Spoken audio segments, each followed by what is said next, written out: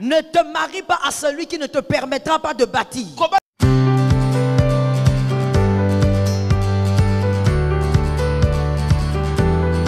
Alors, on commence aujourd'hui en disant ceci.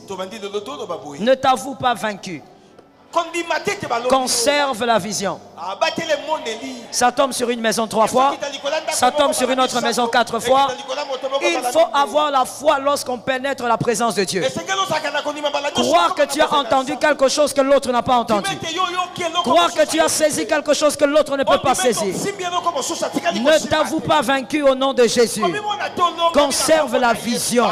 Ça doit marcher. Cette famille a été choisie. Je croyais que quand je disais cette famille, je parlais de ta famille. Cette famille a été choisie. Et vous allez y arriver. Que quelqu'un lève sa main droite et dise ma famille a été choisie. Et nous allons y arriver. Oui, vous allez y arriver par la grâce de Dieu. Celui qui a choisi ta famille ne dormait pas quand il avait choisi. Lorsqu'il a choisi ta famille, il savait ce qu'il faisait. Alors ça finira par marcher. Et pour marcher, il y a un pion. Le pion que Dieu a choisi, c'est toi. Comme tu es là, ça finira par marcher. Que l'Éternel te soit favorable. Il faut refuser de croire que tu es dans une famille simplement parce que Dieu t'a jeté là-dedans. Tu es dans une famille parce que quelque chose doit commencer par toi. Lève ta main droite et dis-moi si quelque chose a commencé par les autres. Sois un peu plus rapide. J'ai l'impression que tu es en train de dormir. Dis-moi si quelque chose a commencé par les autres. Une autre va débuter avec moi. Ça tombe sur toi au nom de Jésus.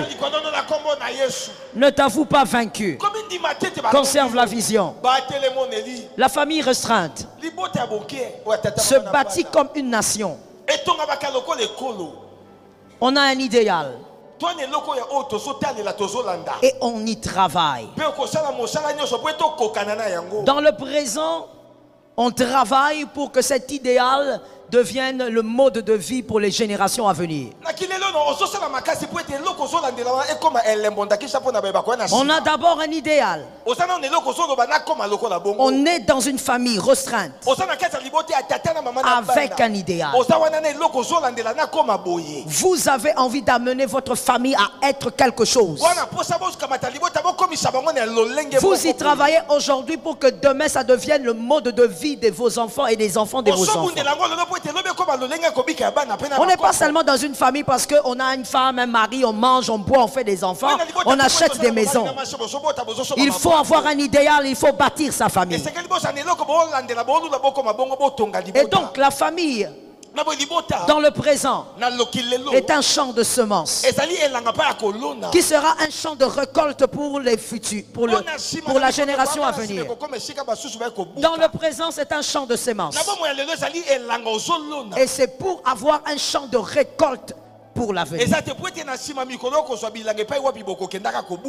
On bâtit ces deux entités, c'est-à-dire la nation et la famille,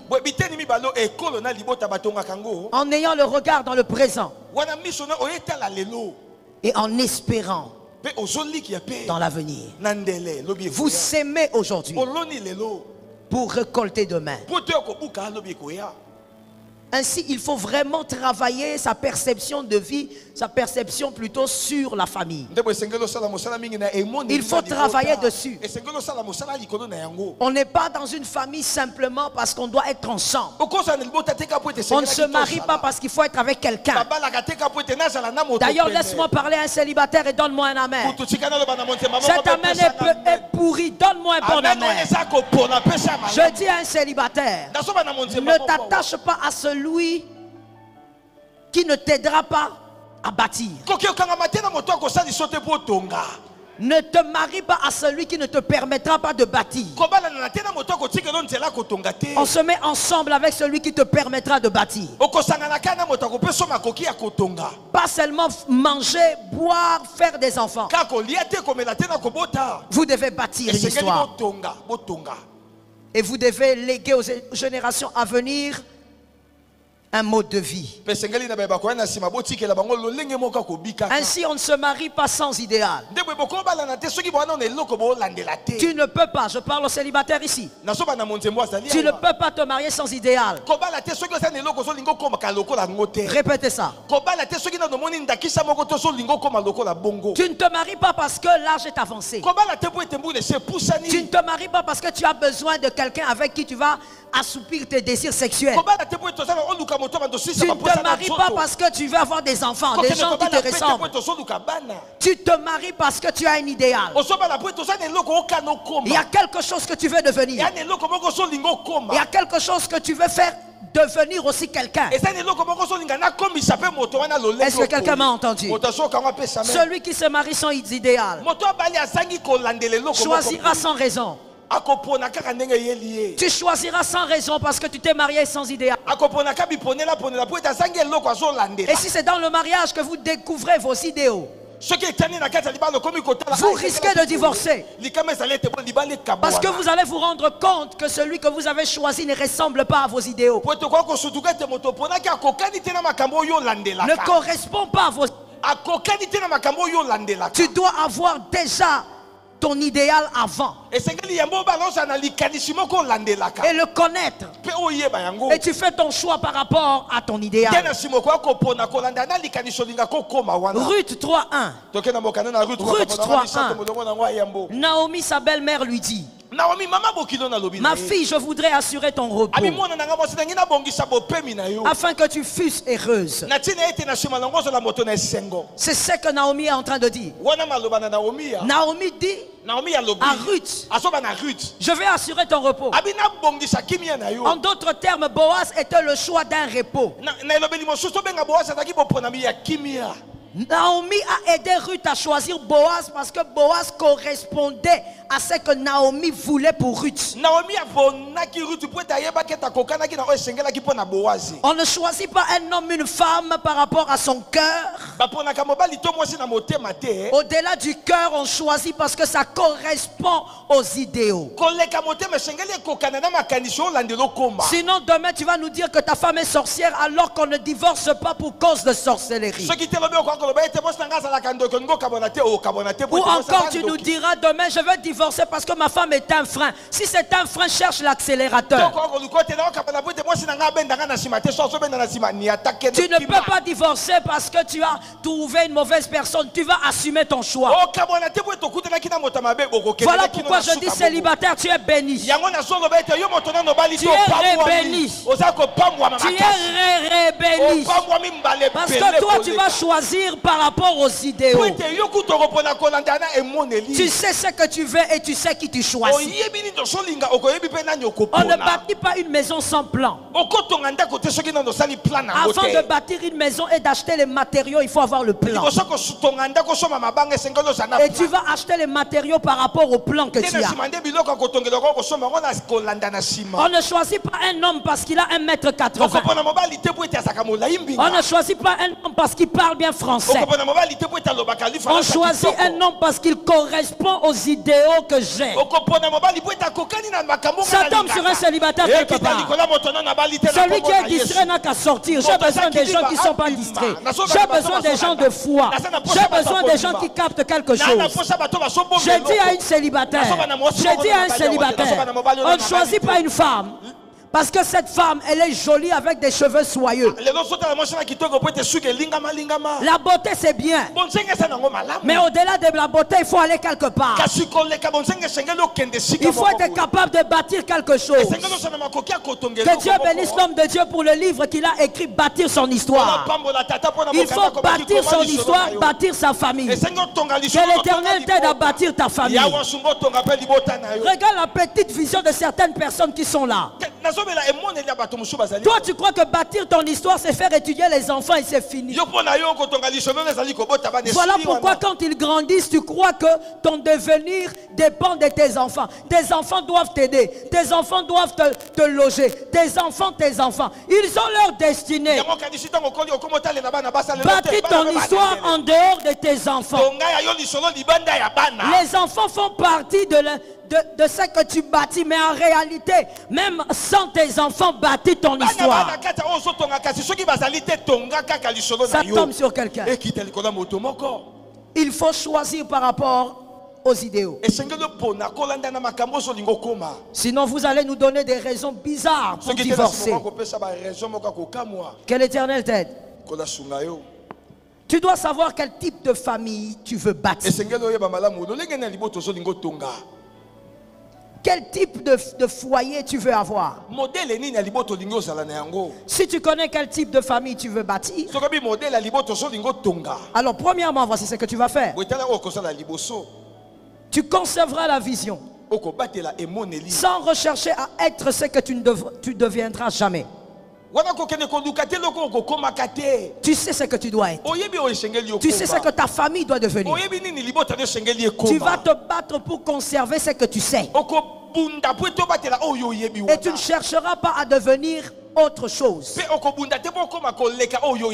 Des fois, il y a des familles qui perdent le temps au lieu de devenir, au lieu de se bâtir. Vous êtes dans un déséquilibre parce que vous ne savez pas ce que vous devez être. Vous ne savez pas quel type de famille vous devez être. Une famille qui ne sait pas ce qu'elle doit être est en train de perdre la génération à venir. Genèse 3, 5 à 6. Genèse 3, 5, 6. Genèse 3, 5 à 6. C'était le problème de Ève. C'était le problème de Ève.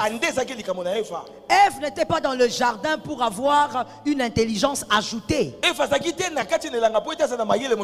Elle a été tentée parce que le serpent lui avait dit: tu deviendras comme Dieu.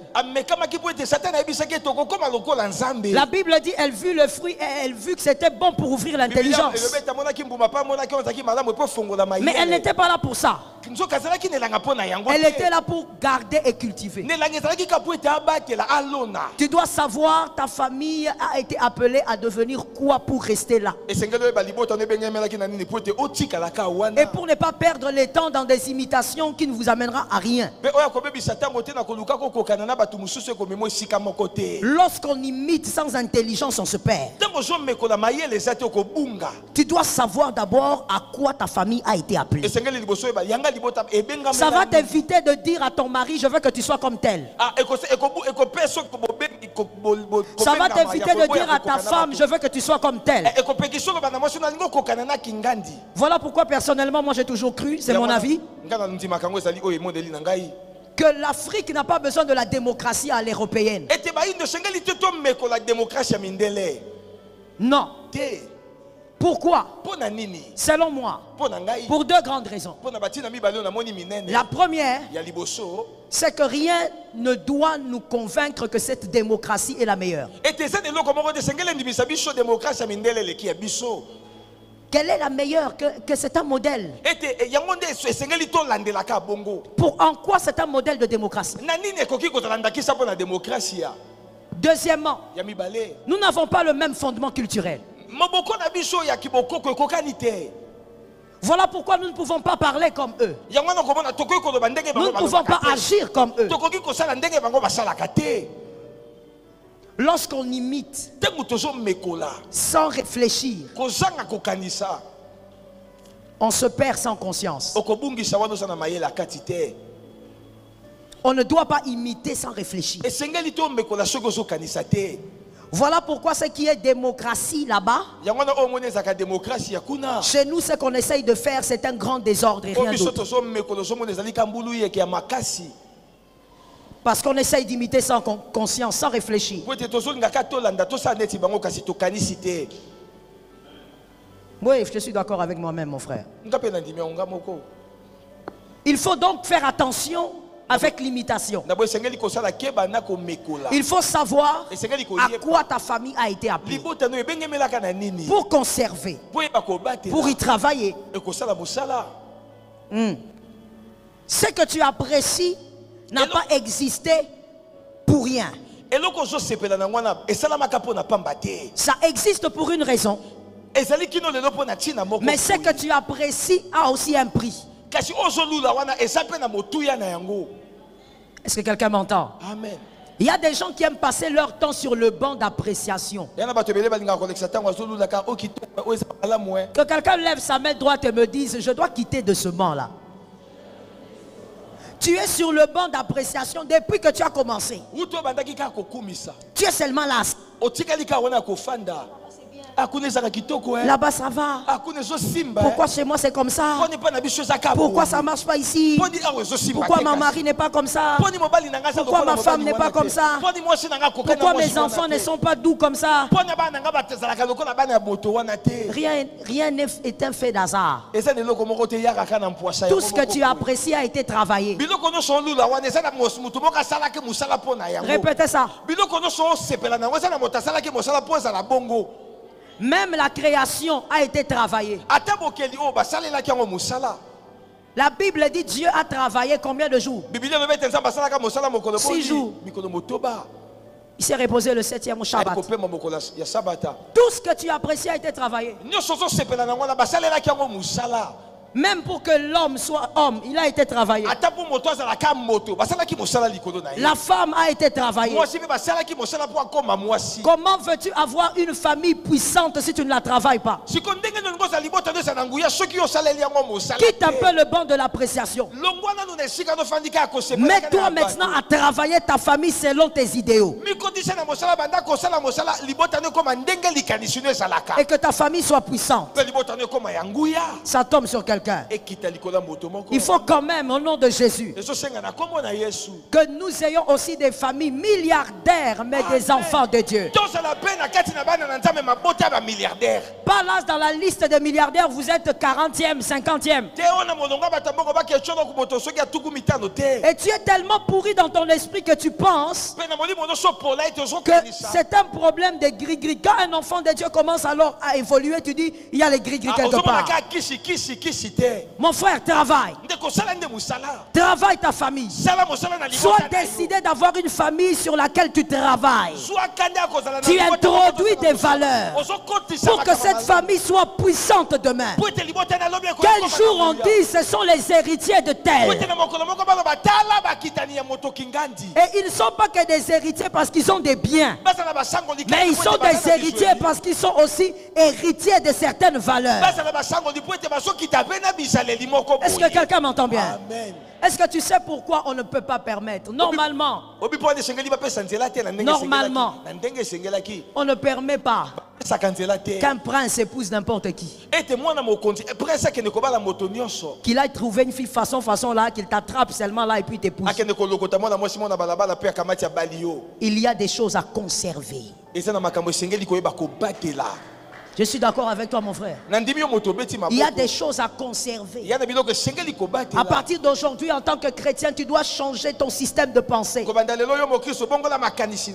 Il y a des choses à conserver dans la vie, on ne mélange pas. Ah, c'est clair. Je suis d'accord avec moi-même. Lorsque tu es en train d'inculquer, je donne un exemple, tu inculques des valeurs à tes enfants. Ne permets pas un gars façon de venir l'épouser alors qu'il n'a pas les mêmes valeurs. On ne travaille pas pour faire des pertes. Quand on travaille, c'est pour gagner. Ça tombe sur les fils de la maison. On travaille pour gagner. Je vais te réchoquer. Mon frère, oui, maman. Moi tu viens épouser ma fille. Je veux te regarder à 5000 km. Mon frère, il faut aller manger, boire de l'eau, te rassasier, être blindé. Je te réchoque. Je vais te faire entrer en retraite même pendant 2 mois. Là où moi j'ai travaillé, il faut que ça donne des fruits. C'est au milieu des enfants de Dieu qu'on vous ment. Ou des pasteurs viennent vous raconter des choses. Moi je ne fais pas partie de ces pasteurs-là. Je suis en dehors de ce couloir-là. Moi je vais te dire la vérité cache. Quand on travaille sur un enfant, c'est pas pour qu'un aventurier vienne l'épouser. Oh non, maman, moi j'ai la foi. Papa, prends ta foi là, mets dans ta poche, va chercher l'argent et reviens ici. Regarde les choses que tu me racontes. Ils vont souffrir aujourd'hui. Non, je vais te réchoquer. Voilà pourquoi les familles chrétiennes, des fois, je parle en général. Voilà pourquoi on est faible. Parce que vous croyez que l'onction, il faut dissocier ça, ces choses-là. Je rentre dans la Bible parce que quelqu'un va me dire, mais maman, la Bible, Dieu lui-même avait commencé ces choses avant moi. Dieu a dit au peuple d'Israël, n'épousez pas les étrangers. Restez entre vous pour conserver les valeurs et pour que les mauvaises semences n'entrent pas, pour que les paresseux aussi ne viennent pas là-bas.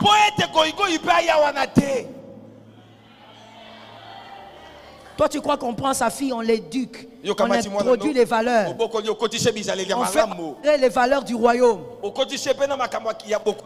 On jeûne, on prie, on donne des offrandes que toi tu n'aimes pas donner. Tu dis là comme ça, Dieu te dit, prends l'offrande là de $2000, donne aux enfants. Pas donner l'offrande de $2000 pour que tu sois béni, non. Tu viens, tu donnes pour les enfants. Tu fais étudier. Tu te bats pour qu'ils étudient dans de bonnes écoles. Et puis un jour, un gars, façon, qui n'aime pas Dieu, qui n'a pas les valeurs du royaume, il est paresseux, il regarde Novelas matin soir. Il vient, il dit, la foi dans le Seigneur, maman. La foi, mon frère, je vais te prendre, je vais te positionner. Je le dis maintenant et tout de suite, écoute-moi bien. Si tu avais des espoirs, mon frère, il faut enlever. Je réchoque. Si tu avais l'espoir, il faut enlever.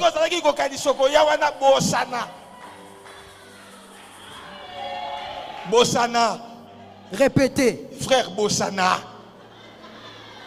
Tu es là comme ça, façon, dans ton monde. Mon frère.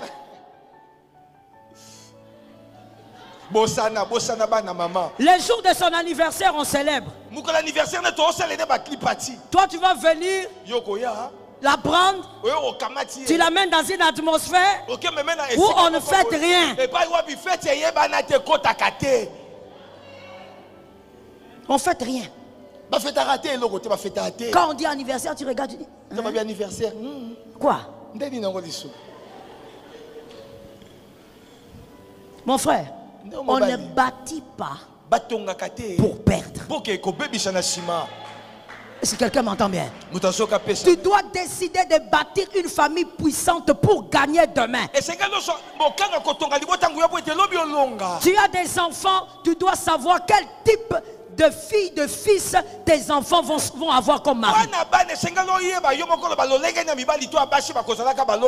Le mari qui va épouser ta fille va déterminer sa destinée. On ne blague pas avec. Là-bas, c'est pas le parler en langue. La femme qui va épouser ton fils va déterminer sa destinée, car la femme influence l'homme au moins à 80%. Tu ne peux pas éduquer tes enfants. Ça fait partie au fait du bâtiment. Tu ne peux pas éduquer tes enfants et puis tu les laisses se marier à n'importe qui. Cadeau. Viens prendre.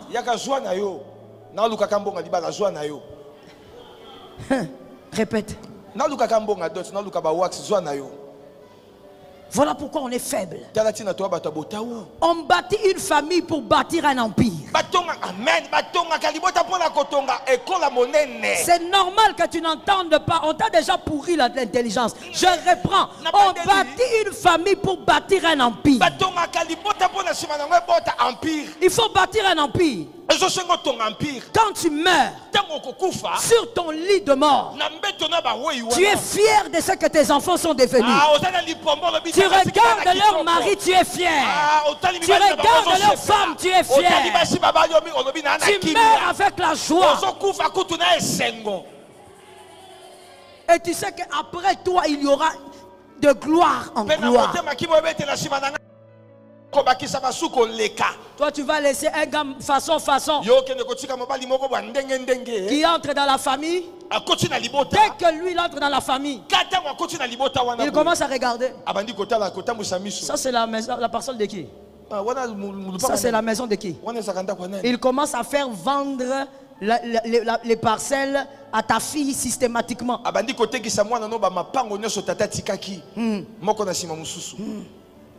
Je connais un gars. Façon. Il s'était marié avec une fille. Une héritière.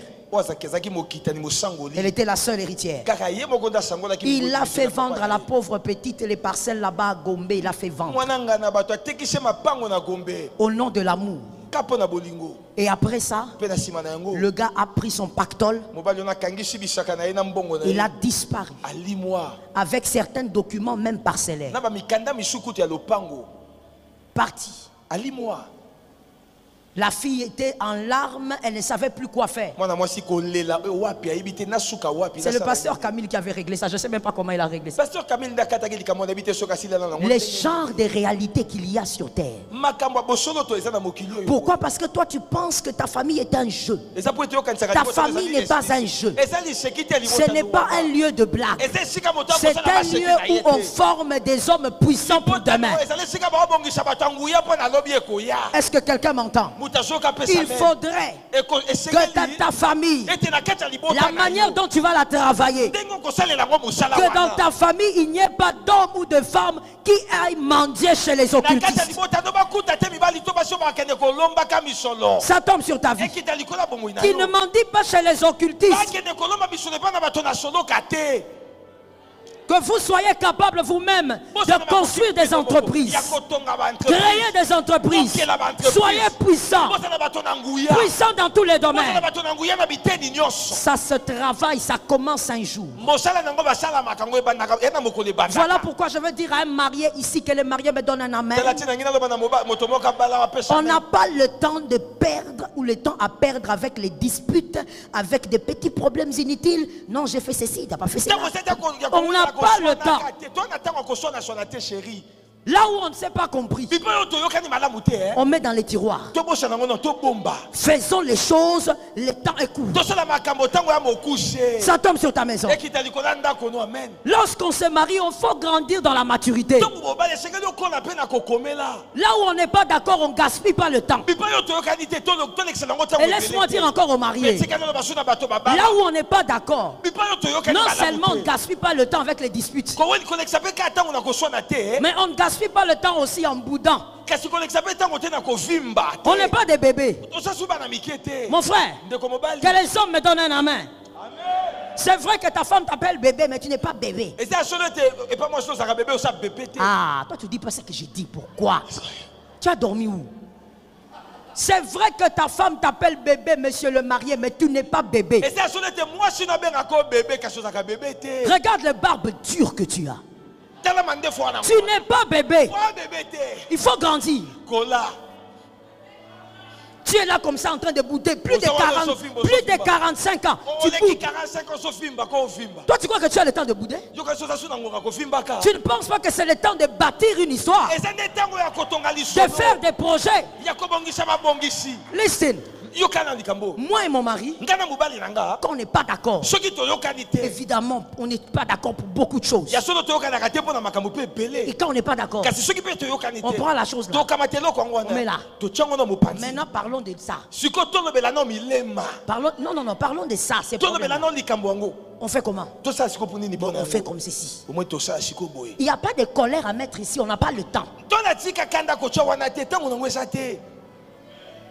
On n'a pas le temps. Il faut qu'il y ait une différence entre un couple qui a 2 ans de mariage et un couple qui a plus de 5 ans. Jusqu'aujourd'hui, madame, toi quand tu n'es pas content, tu vas bouder. Tu vas bouder jusqu'à gonfler, il n'y aura pas de solution. L'adulte cherche des solutions. L'enfant cherche la raison. Je répète pour un fils intelligent que j'ai vu au fond. Parce que ceux qui sont ici, je ne sais même pas ce que vous faites. Mais je répète pour ceux que j'ai vu là au fond. Un enfant cherche la raison. Un adulte cherche des solutions. On n'est pas d'accord. Ok, maintenant on fait quoi? Mais un enfant, même s'il a plus de 40 ans, il est un gamin, c'est une gamine, il va commencer à bouder. Toute la journée de boudage. Moi, je ne sais pas comment est-ce que toi tu fais toute la journée pour bouder. Parce que tu vois, moi dans la journée, il y a beaucoup de choses que je règle avec mon mari, que je suis obligé de l'appeler. Comment je vais faire pour bouder? Je suis obligé de l'appeler au moins 6 fois si on n'est pas ensemble. Et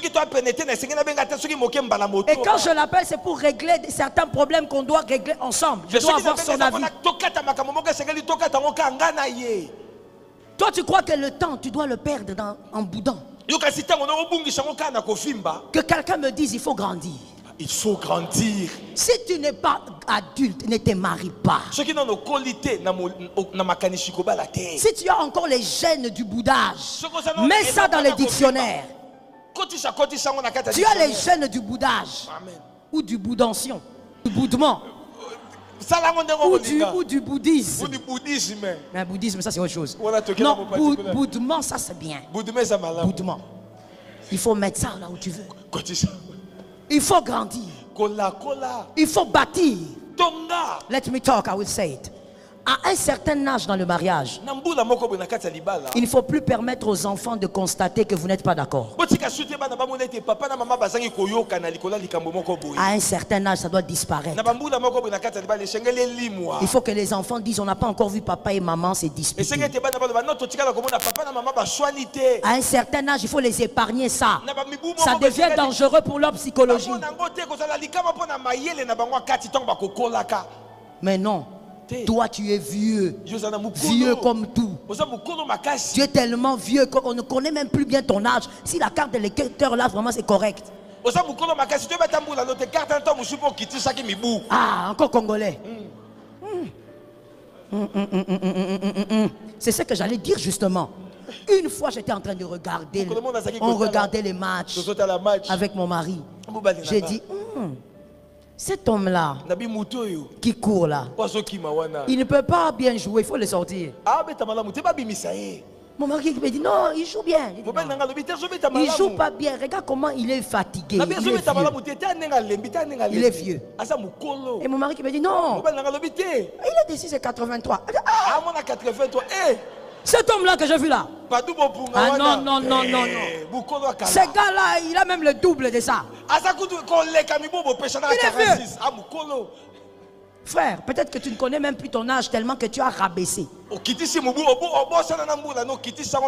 Vous savez, quand vous mentez beaucoup, vous risquez de croire que votre mensonge devient la vérité. Parce que tu as tellement rabaissé. Il faut savoir. Mon frère, l'âge est en train d'avancer. L'âge est en train d'avancer. Tu vois ton fils? Dans quelques temps, il aura l'âge de te demander s'il peut avoir une copine. Il faut faire attention, tu n'es pas un gamin. À un certain moment, on ne boude plus au fait. Ça devient enfantin. Si tu n'es pas d'accord, tu dis que tu n'es pas d'accord et on continue. On continue. On continue. Que l'Éternel délivre quelqu'un. J'ai dit à une âme, l'idéal c'est de bâtir la famille avec sa femme et son mari. Mais si ton mari ne voit pas, si ta femme ne voit pas, bâtis toi-même. Il va suivre. Je reprends cette phrase pour quelqu'un d'intelligent. L'idéal c'est de bâtir avec son mari. bâtir avec sa femme. Mais je t'ai dit, ne t'avoue pas vaincu. Si tu sens que ton mari est lent à comprendre, ta femme est lente à comprendre, bâtis seul. Le mari va suivre, la femme va suivre. Noé n'a pas bâti l'as avec sa femme. Mais la femme est entrée quand même. Merci. Noé n'a pas bâti avec sa femme. Il a bâti seul. Même si quelqu'un me dit, mais Dieu lui avait dit seul. Mais quand tu es la femme de quelqu'un, tu vois que ton mari bâtit, viens même l'aider. Ne fût-ce que donner le thé aux travailleurs. Non, la femme de Noé n'est pas citée dans le chantier. Mais dans le bateau, dans l'arche, elle est entrée. Si ton mari ne comprend pas, vas-y quand même. Il finira par suivre. Si ta femme ne comprend pas, bâti quand même, elle finira par suivre. Vous savez, ces choses-là donnent du retard. Non, maman, moi je veux, mais ma femme ne me comprend pas. Avance, avance. L'idéal c'est ensemble, mais des fois il faut aller d'abord seul. Elle va te rejoindre. Quand elle va voir que la famille est en train de se bâtir avec certaines valeurs, elle va te rejoindre. Ton mari ne veut pas t'accompagner, fais-le. Non maman, c'est moi seulement qui fais. Fais. Même Jésus, les grands Rabouni, à un moment donné, il a dit aux disciples, allez m'attendre là-bas. Moi, je vais d'abord disperser la foule. Oh, je peux parler. Je peux choquer. Je réchoque. Donc même Jésus voulait dire, à certains moments, n'attends pas que je vienne. Va d'abord. Moi, je vais te suivre là-bas. Ah, je dis Amen. Oh, Amen. C'est-à-dire, je veux ramener ça ici. Prophétiquement, ça veut donc dire que même Jésus a envie de nous dire que même si tu demandes une chose, Jésus te dit non, non, je ne suis pas là-bas. Moi, je veux dire, tu vas quand même donner de toutes les manières. Si tu me dis que tu n'es pas là, je fais un pas. Parce que toi, tu m'aimes. Tu viendras là où je suis. Ah, je bénis un fils. C'est ce qu'il a fait avec la femme qui demandait la guérison de l'enfant. La femme dit, Jésus dit, donne plutôt. La femme dit, donne-moi. Jésus dit, ce n'est pas pour toi. Mais finalement, la femme dit, moi je suis là, tu vas donner. Donc des fois, mon frère, d'ailleurs moi je préfère ces stratégies. Ce sont des stratégies des fils de Dieu. Des fois je ne demande pas à Jésus. Ah, je sais un peu quel type de réponse il va me donner. Alors je vais user de ma position de fils. J'avance d'abord. Et Jésus, quand il regarde, il voit qu'il y a un déséquilibre. Jésus s'invite aussi. Parce qu'il ne peut pas me laisser tomber. Il ne peut pas t'abandonner. Il ne peut pas te lâcher. Il n'a plus le choix. Il doit être là. Le combat de Goliath, ce n'était pas le combat de David. C'était le combat de Saül. Mais quand David a dit, aujourd'hui, je veux prendre ta tête. Oh my God. Aujourd'hui, je donnerai ta tête aux oiseaux du ciel. Et on saura que c'est l'Éternel.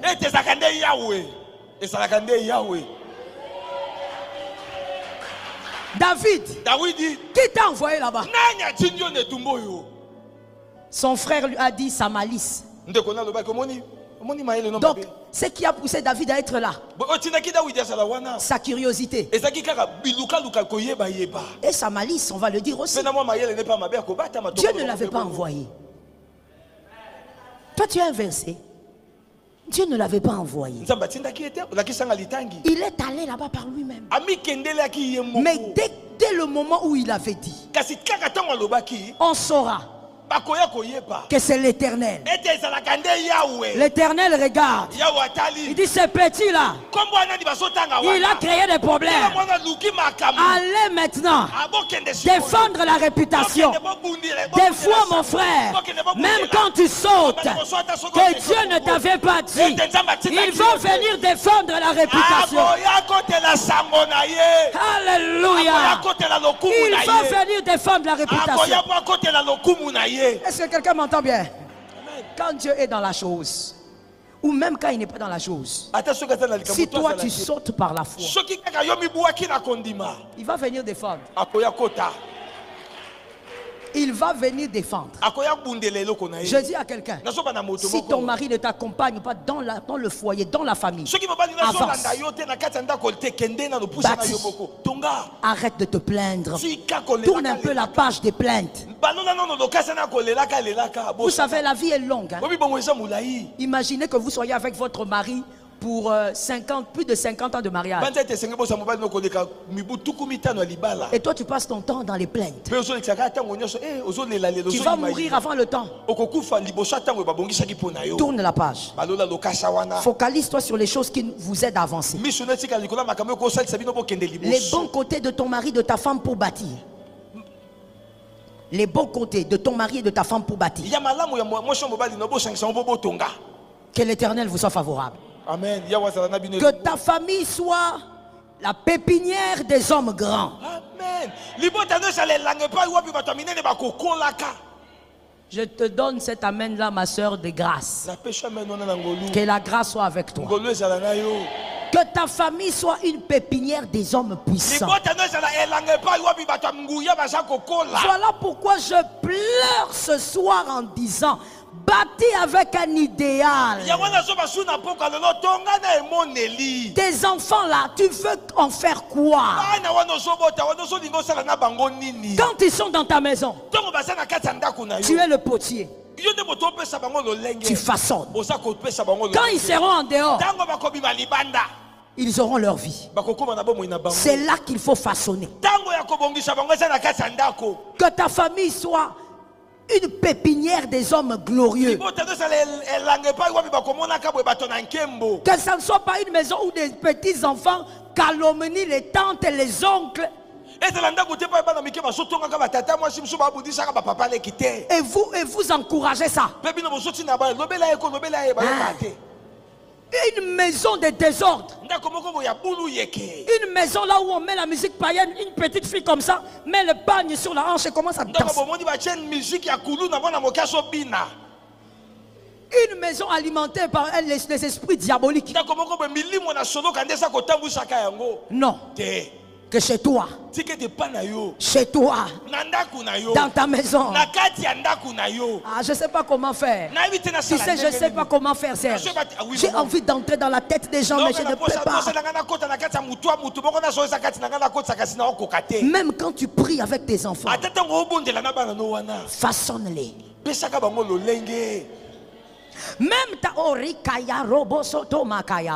Même ta manière de prier dans les cultes des familles,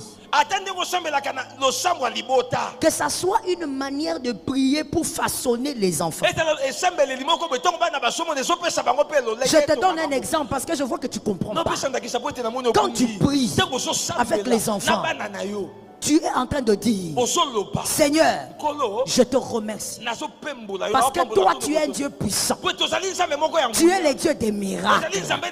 Tu es capable de tout. Tout est possible avec toi. Même quand les hommes ne voient pas, toi, tu dis c'est possible. Quand tes enfants sortent du culte, tes enfants sont au courant de choses. Tes enfants sont informés d'une chose. Qu'avec Dieu, là où les hommes disent non, eux ils vont passer. Avec Dieu c'est possible. Façonne. Travaille. Même dans les moments de prière, crée les genres de femmes, d'hommes que tu veux voir demain. Toi, tu as été trop fragile.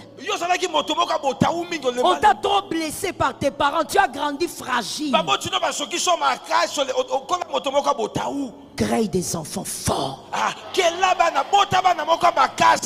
Ça tombe sur toi. C'est un culte de famille. Prends ça pour ta maison. Crée des enfants forts. Avec un cœur solide. Quand il revient de l'école, il te dit, papa, on m'a agressé à l'école par les amis. Tu lui dis, on t'a agressé. C'est parce qu'ils sont ignorants. Ils ne comprennent pas que c'est mal. Mais toi, tu es plus fort. Que l'enfant dise oui. N'est-ce pas que tu es capable? Oui. N'est-ce pas que tu es plus fort que celui qui t'a tapé? Oui. Forme les enfants. Travaille une famille. Oh mon frère, rien n'est fruit d'un hasard. J'étais en train de le dire à ma campagne, je te le dis aussi. Il y a sous le soleil, j'ai vu une famille de 8 enfants. Tous se marient et tous font des mauvais choix. Tous. Personne n'a fait un bon choix. Mais j'ai aussi vu sur le soleil une famille de 3 enfants. Tous se marient. Mais tous ont fait des bons choix. Extraordinaire. Ce n'est pas le fruit du hasard. Ça se travaille. Je dis à un homme, à une femme ce soir, nous sommes sur la montagne des familles. Décide-toi de fabriquer des hommes puissants comme Daniel. Des hommes intelligents et puissants dans la société. Que ça tombe sur toi. Que de ta famille sortent des députés puissants. Je dis puissants. Des ministres puissants. Que quelqu'un lève sa main droite et dise un Daniel. Un Daniel. Dis-moi encore un Daniel. Répète, le ciel est ouvert, un Daniel. Que tu es un Daniel dans la famille. Dans la société. Il est puissant. Il est influent. Devant les démons. Il est puissant. Ça tombe sur toi. Que tu n'es pas des fils députés, ministres impudiques qui vont toucher aux petites filles, qui sont homosexuels. Toi, tu auras la race de Daniel. Tu les travailles d'eux aujourd'hui. La race de Daniel dans la société, il est incontournable. Est-ce que quelqu'un m'entend ou bien? Est-ce que quelqu'un comprend que ce sont des moments que le Seigneur utilise pour visiter les familles? Quand tu regardes ton fils, dis-lui à haute voix, tu es un Daniel. Tu ne peux pas avoir des enfants avec 4-5 femmes. Tu ne peux pas faire des enfants en dehors du mariage. Ça tombe sur moi-même. Tu ne peux pas. Parce que tu es en train de les bâtir. Est-ce que quelqu'un m'entend bien? Amen. Dans les entrailles, malheureusement Daniel n'était pas marié, mais dans les entrailles de Daniel, il ne peut pas avoir de la pourriture. Fais de tes enfants des Joseph. Des Joseph. Des hommes révélés qui parlent en langue, qui chantent en langue, qui interprètent les prophéties, mais des hommes riches. Des hommes riches. Il a la révélation, il a la richesse. Pas les médiocrités que je ne sais pas qui vous a enseigné. Ou quand tu as l'onction, il faut que tu sois médiocre. Tu vois un gars qui dit avoir l'onction, crée de la médiocrité. Même quand il est en train de... Donc même sa barbe est sale. Tu te poses des questions, mais c'est quelle façon? Donc vous avez même rattaché l'onction à la saleté. Donc tu crois que si tu ne te laves pas, c'est là que tu es rempli. Que quelqu'un me dise Joseph. Dis-moi Joseph. Dis-moi encore Joseph. Un homme révélé, un homme riche. Que ces gens-là sortent de ta famille. Amen. Et quand je dis de ta famille, c'est-à-dire, je suis en train de dire, même après toi, que les enfants de tes enfants soient dans le régime de Daniel et de Joseph. Daniel et Joseph. Pas question de parler en langue comme ça et puis un occultiste se moque de toi, il te jette un $10 comme ça par pitié.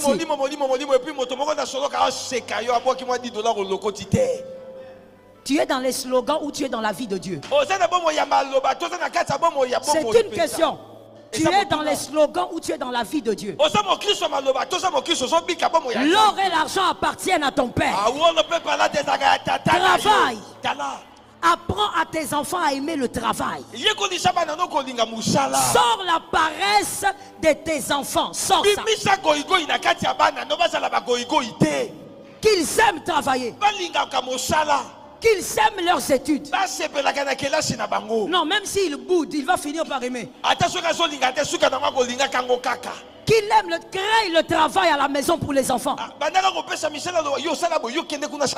La grandeur n'est pas gratuite. Il y a un prix à payer. Je dis encore, la troisième catégorie qui ne doit pas manquer au milieu des enfants.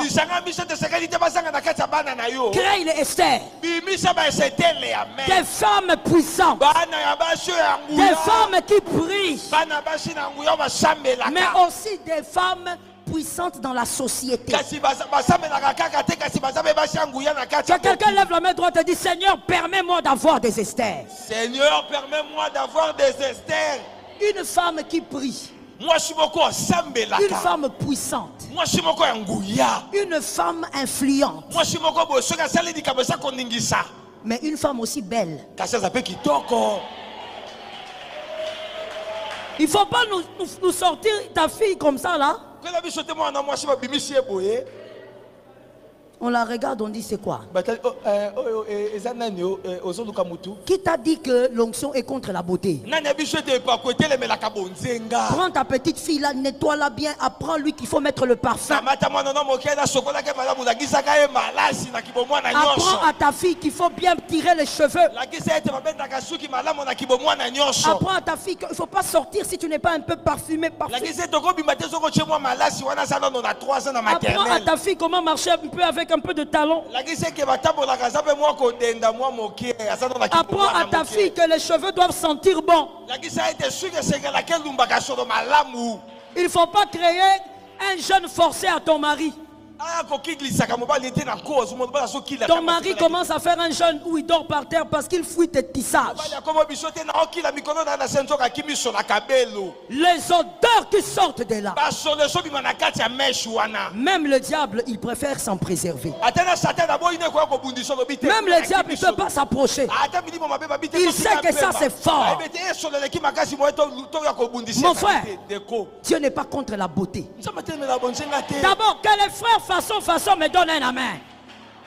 Ah, vous n'êtes pas là, hein? Que les frères me donnent un amen. Les frères célibataires. Serge, on rechoque? Oui, maman. On choque et on réchoque. Allons-y, maman, je suis après vous. Je vous réchoque. Et je viens détruire un certain enseignement. Oh, la jolie fille là. Qui a un beau make-up. Qui est claire là. Elle a l'esprit des sirènes. Ce ne sont pas des femmes à épouser. Écoutez. Moi, je trouve que la femme noire est très belle. Je suis en train d'adoucir la situation, hein? Avant de lancer la bombe, hein? J'adoucis un peu la situation. Je trouve que la femme noire, elle est très belle. La femme africaine est très belle. Mais maintenant, pourquoi dans vos enseignements, vous voulez que les filles claires ne se marient pas? C'est quoi votre problème? Donc quand tu vois seulement une fille claire, Jésus, là, il y a même 7 démons. En plus, Pourquoi? C'est quoi votre problème? Je n'ai pas contre la beauté. Ma soeur, sois belle. Ma soeur, sois belle. Ah, où sont les filles de la maison? Où sont les filles de la maison? Je dis, sois belle. Hey. Les jeunes façon là où tu fais des jeunes, là où tu te laves pas, il faut t'enfermer. Si tu fais te faire des jeunes sans te laver, enferme-toi. Mais fais des jeunes comme une femme normale. Tu te laves, tu te parfumes, tu peignes tes cheveux, tu tires. On appelait à l'époque les noignis. Chignon. Et tu commences à parler en langue.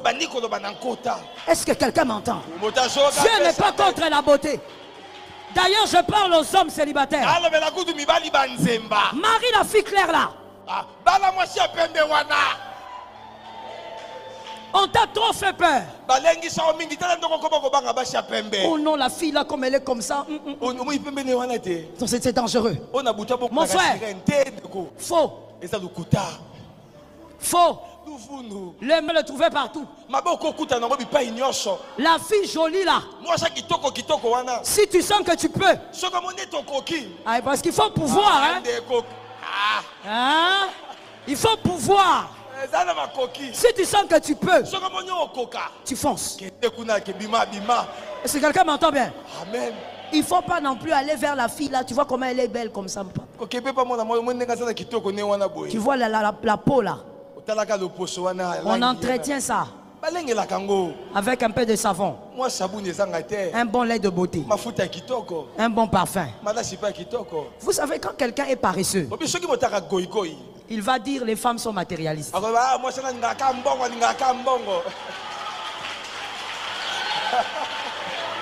Ça c'est le paresseux. Quand tu vois un paresseux là, et là tu vas voir même qu'il va commencer même à faire des posts sur Facebook. Les femmes sont devenues matérialistes. Je parle ou je laisse? Serge, viens, on va parler. Je parle ou je laisse? Toi, tu crois que Bill Gates, il trouve que sa femme est matérialiste? Parce qu'il y en a.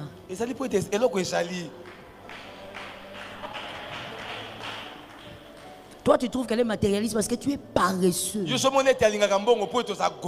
Mon frère, on n'est plus à l'époque antique. Aujourd'hui, il y a make-up.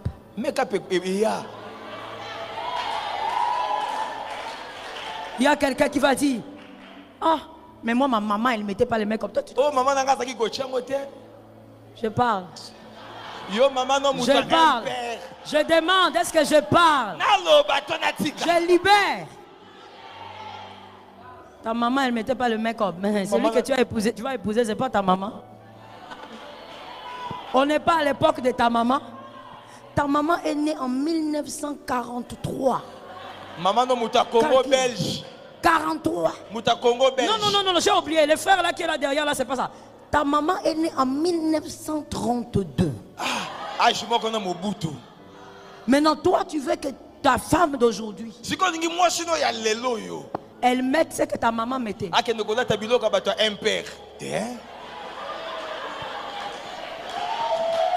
Frère, cherche l'argent.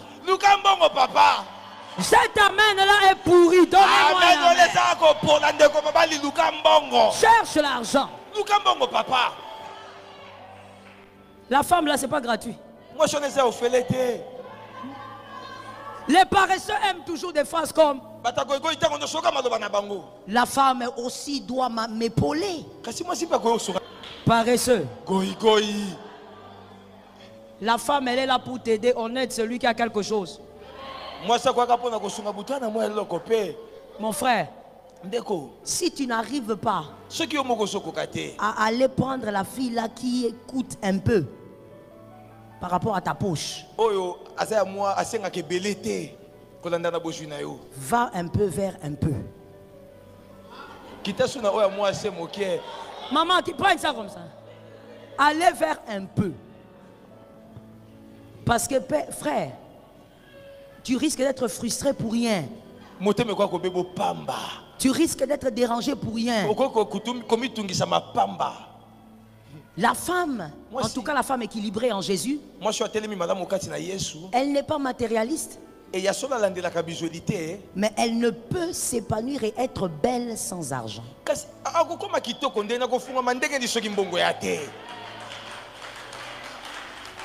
Hein?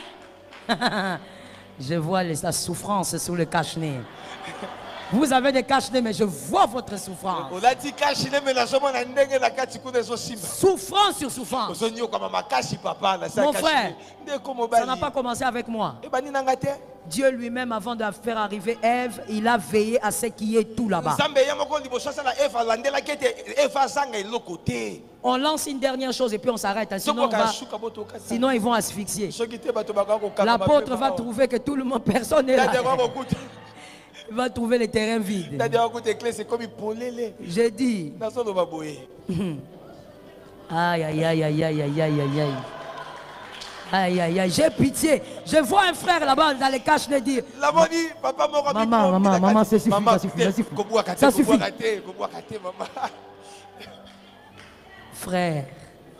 Frère, tu sais certaines choses. Une fois j'avais dit, je ne sais même plus c'était où, j'avais dit ceci. Quand tu vois ta femme te dire, non, tu vois un homme qui dit, un homme marié évidemment, moi ma femme n'aime pas les embrassades. N'aime pas qu'on l'embrasse. Frère.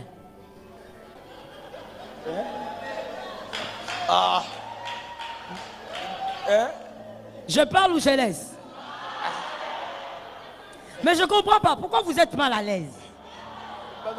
Bon, je continue.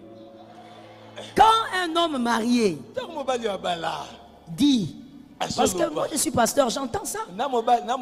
Moi, ma femme, notre problème, c'est qu'elle n'aime pas que je l'embrasse. Mon frère, j'ai dit ceci. Lorsque tu vois quelqu'un te dire qu'il n'aime pas le poulet, c'est pas qu'il n'aime pas le poulet. On n'a jamais bien préparé le poulet.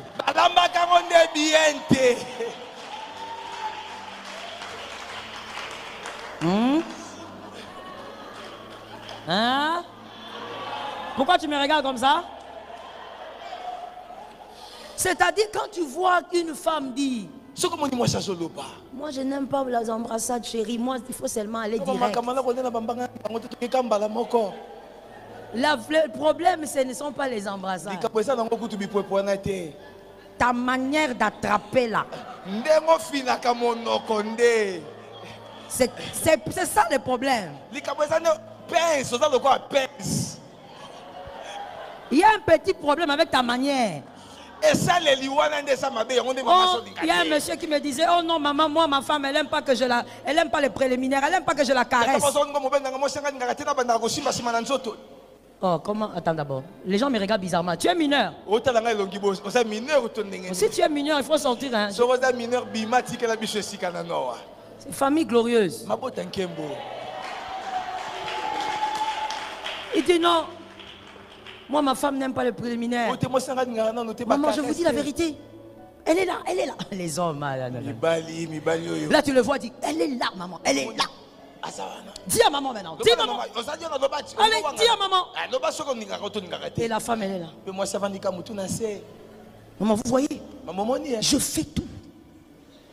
Mais ma femme, elle n'aime pas. Mon frère, j'ai compris le problème. J'ai fait les check-in. J'ai dit au monsieur, s'il vous plaît, papa, sortez un peu. D'accord, maman. Faut parler, hein. Faut dire. Ah, les hommes. Quand le monsieur sort, la maman lève la tête. J'ai dit, ma fille, ça va? Elle m'a dit, maman, quel préliminaire? Ça, ce ne sont pas des caresses, ils me griffent. Ce sont des griffures. Donc toi, tu vois le problème avec la télé. Évite la télé. Parce que tu vois maintenant, tu vois le film que tu avais suivi d'Alain Delon à l'époque.